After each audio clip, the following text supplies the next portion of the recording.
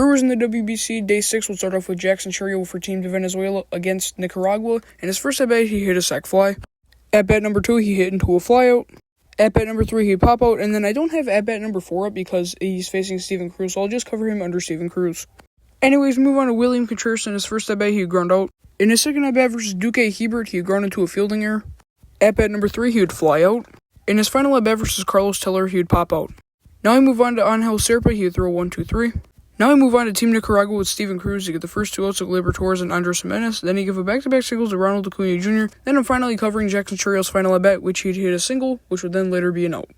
Then Steven Cruz would throw 1-2-3.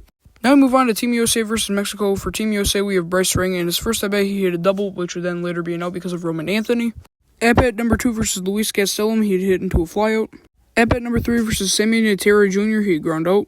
And then in his final at-bat versus Robert Garcia, he had ground out. Now for Team Mexico, we have Joey Ortiz. In his first at-bat, he hit into a fielding error. At-bat number 2 versus Matthew Boyd, he'd strike out. And then in his final at-bat, he would line out. This was a really tough Brewers WBC player of the day to choose from, but I'm going to go with Angel Serpa for throwing a 1-2-3.